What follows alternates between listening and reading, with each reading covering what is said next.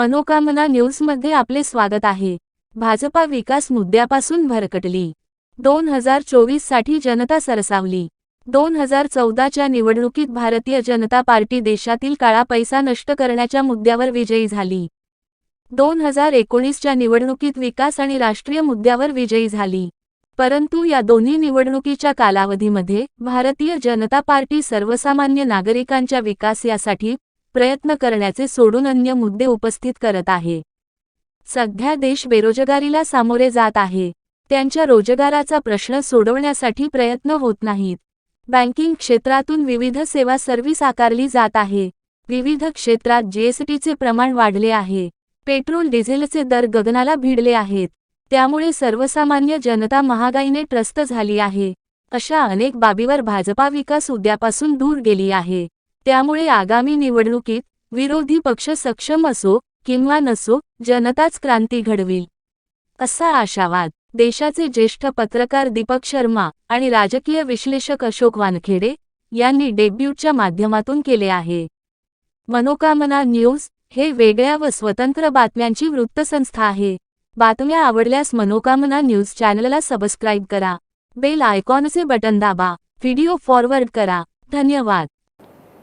और इस समय हमारे साथ जुड़ चुके हैं अशोक वानखेड़े, परिचय के कतई मोहताज नहीं है।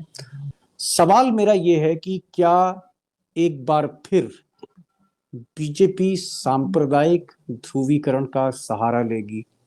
क्योंकि जो बर्निंग इश्यूज हैं, जो राष्ट्रीय मुद्दे हैं, उससे बचना चाहती है बीजेपी। दीपक भाई, इस सवाल पे मेरा एक जवाब है आपको। बीजेपी सिवाय कम्युनल कार्ड खेलने के और क्या कर सकती है? बीजेपी के पास कुछ भी नहीं। जब आप राजनीति करते हो तो आप कोई इश्यूज उठाते हो।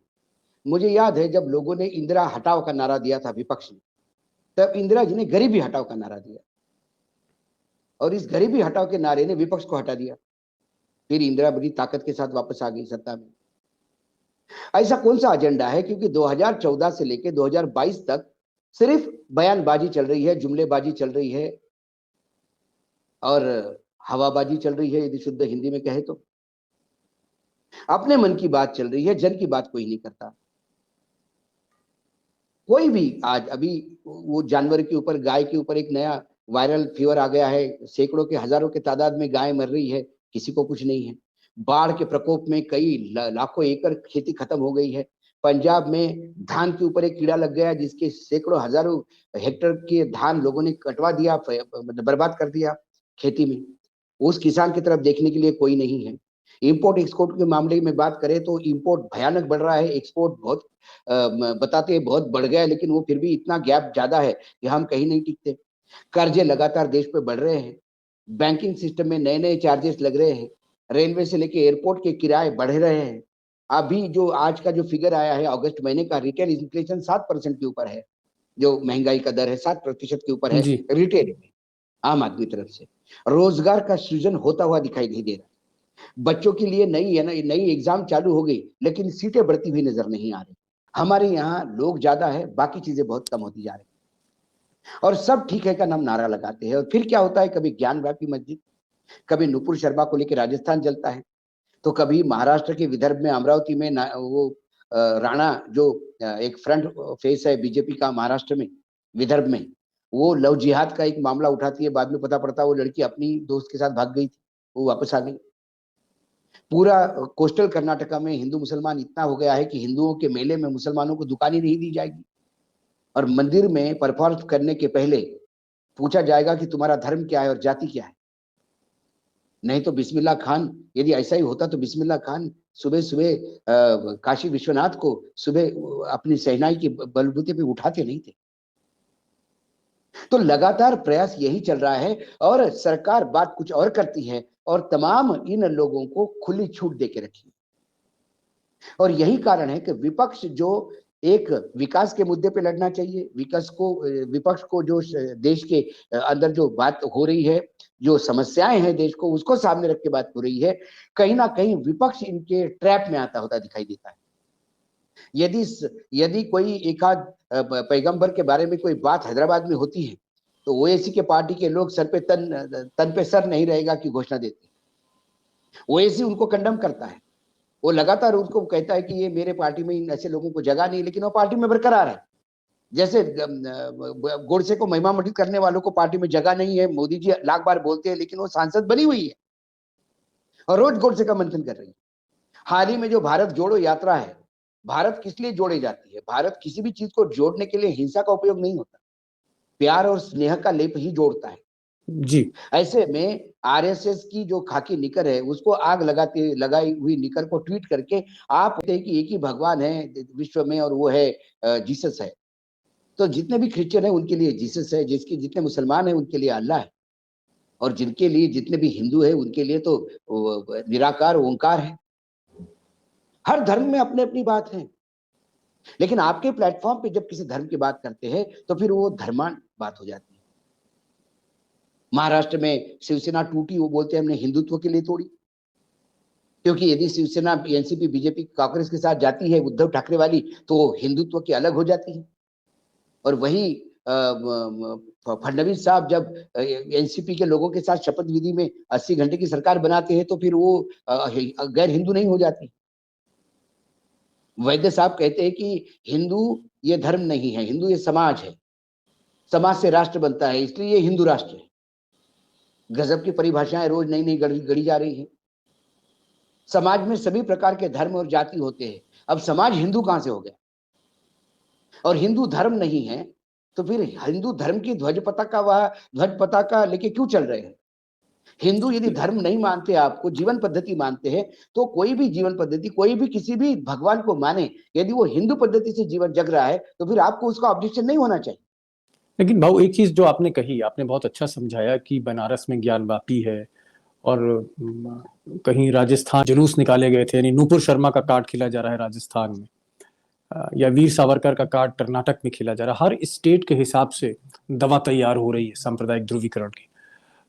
मेरा सवाल यह है कि क्या आपको लग रहा है कि कांग्रेस की जो भारत जोड़ो यात्रा है, जिसमें बहुत भीड़ आ रही है और कहीं ना कहीं बीजेपी बौखलाई भी हुई है इतनी भीड़ से, और ये यात्रा जब कर्नाटक में आएगी, बीजेपी गवर्न स्टेट में आएगी, उसके बाद ये महाराष्ट्र में बढ़ेगी, वो भी बीजेपी गवर्न स्टेट है, और उसके बाद मध्य प्रदेश में आएगी, आपको लगता है कि राहुल गांधी को बहुत संभल के चलना होगा? उनको आरएसएस है या ये खाकी नेकर है, इस तरह की बयानबाजी से बचना होगा, आदरी पादरी की जो उन्होंने बातें करी जीसस वगैरह की, और राहुल गांधी को फोकस करना होगा महंगाई पे, बेरोजगारी पे, और जिस तरह का ये जो क्रोनी कैपिटलिज्म है, जिस तरह से देश लुटाया जा रहा है अडानी के हाथों, अंबानी के हाथों, इन मुद्दों से भटक कर अगर वो आरएसएस की नेकर और चड्डी पे बात करते हैं, तो मुझे तो लगता है कि ये एडवांटेज बीजेपी है। यही तो अमित शाह चाहते हैं, यही तो मोदी जी चाहते हैं कि आइए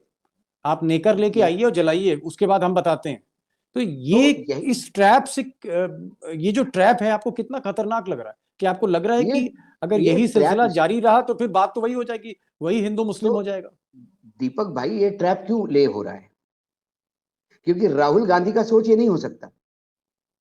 राहुल गांधी के इर्द गिर्द जो वामपंथी लोगों ने घेरा डाल के बैठा है, और कुछ लोग तो खास बीजेपी के पेरोल पे है, ऐसे लोग राहुल गांधी के लिए काम करते हैं। बीच में उनका वो एक रोहन गुप्ता करके था जो सोशल मीडिया हेड था जी, पता पड़ा कि वो ऐसे लोगों के साथ पार्टनरशिप करते हैं जो बीजेपी के बड़े दिग्गज लोग हैं। उनकी पत्नी उसमें बोर्ड ऑफ डायरेक्टर्स में थी उस कंपनी के, जो लिमिटेड लाइबिलिटी पार्टनरशिप बनी, बाद में उसको हटाया गया है, फिर स्पोक्स पर्सन बनाया गया है। तो ये कांग्रेस को ये तय करना होगा कि कांग्रेस को अपनी नीति पे चलना है कि वामपंथियों की नीति पे चलना है। बहरहाल अगर ये भारत जोड़ो यात्रा सफल रहती है, कामयाब रहती है, खासकर जब वो कर्नाटक पहुंचती है, मध्य प्रदेश पहुंचती है, राजस्थान पहुंचती है, और इधर नीतीश कुमार और शरद पवार और बाकी जो विपक्ष है ये भी मेहनत करता है, तो आपको 2024 का सीन क्या लग रहा है? मैं संक्षिप्त जवाब और उसके बाद में इस बातचीत को खत्म करना चाहता हूँ। देखिए, भारत जोड़ो यात्रा यदि वाकई तमाम उन समस्याओं को लेके चले राहुल गांधी, तो ये वाकई एक बड़ा ऐतिहासिक कदम होगा कांग्रेस के लिए, एक अपलिफ्टमेंट होगा।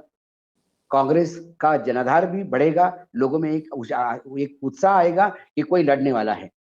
दक्षिण में केसीआर ने मोर्चा संभाला हुआ है, उत्तर में नीतीश कुमार ने मोर्चा संभाला हुआ है, और मध्य में शरद पवार हुंकार मार रहे हैं। शरद पवार ने जब और अभी पूर्व में दिल्ली ममता के- है। ममता है, तो ये सभी दक्षिण पूर्व उत्तर दक्षिण सब दूर से घेरने की बाजी हो रही है। जब आप ये घेरते हुए लाते हो सबको, तो ये घेरा टूटना नहीं चाहिए। इसी घेरे में यदि बरकरार रहे तो आने वाला समय 2024 बीजेपी के लिए बहुत ही कष्टकारी समय होगा। और मुझे लगता है बढ़ती हुई देश के सामने समस्याएं जिसका निदान इनके पास नहीं है, मात्र हिंदू मुसलमान के भरोसे मुझे नहीं लगता नैया पार होगी, क्योंकि अब लोग थक गए हैं। 10 साल से लोग यही हिंदू मुसलमान देख रहे हैं और विकास के नाम पे ढकोसला है। जो विकास और बाकी जो बातें होती है वो झीरो बटा झीरो सन्नाटा है, यदि मैं मध्य प्रदेश इंदौरी भाषा में कहूँ तो ऐसे सन्नाटे में यदि कोई आवाज चीरती हुई आती है तो विपक्ष की, और उस विपक्ष की आवाज को यदि बल देते हैं, और विपक्ष को कुछ नहीं करना है, जनता के समस्याओं को जबान देनी है, क्योंकि जिस समस्याओं को केंद्र सरकार नकार रही है पहले सिरे से, उस समस्याओं को यदि जबान दी है तो जनता को लगेगा हमारा जननायक आया है। और इस देश में क्रांति होने में समय नहीं लगता। इंदिरा गांधी जैसे प्राख्यात पूरे देश भर व्याप्त नेता को लोगों ने दरकिनार कर दिया, यहाँ लोगों ने हटाया भी है। जब लोग मन में ले आते हैं कि कोई जननायक मिलता है, लेकिन अभी सबसे बड़ा प्रॉब्लम जो बीजेपी खेलती है कि टीना फैक्टर है, there is no other alternative. Alternative is there, alternative हर राज्य में तैयार होगा, हर राज्य से लोग आएंगे और फिर जाके इसका एक अल्टरनेटिव होगा। और ये लोगों का विश्वास भी होने लगा है। इसीलिए केजरीवाल को भी बहुत भीड़ मिल रही है गुजरात में, नीतीश कुमार को भी भीड़ मिल रही है। केसीआर का हैदराबाद का आंदोलन रैली जबरदस्त हुई है, और राहुल गांधी के प्रचार यात्रा में, मतलब ये पद यात्रा में लगातार भीड़ बढ़ती जा रही है। और ये भीड़ 300-200 रुपए लेके लाने वाले लोग नहीं, ये भीड़ स्वयंभू आती हुई दिखाई देती है। ये बहुत बड़ा एक बदलाव का कारण दिखाई देता है। और ऐसा चलता जाए तो बीजेपी 200 क्रॉस कर दे, इसमें भी बड़ी अब आशंका लगने लगी है, यदि वर्तमान की स्थिति देखें। बाकी ये जो फर्जी सर्वे है, जो लोगों को गुमराह करने के लिए बनाए देते हैं, वो तो अपनी जगह।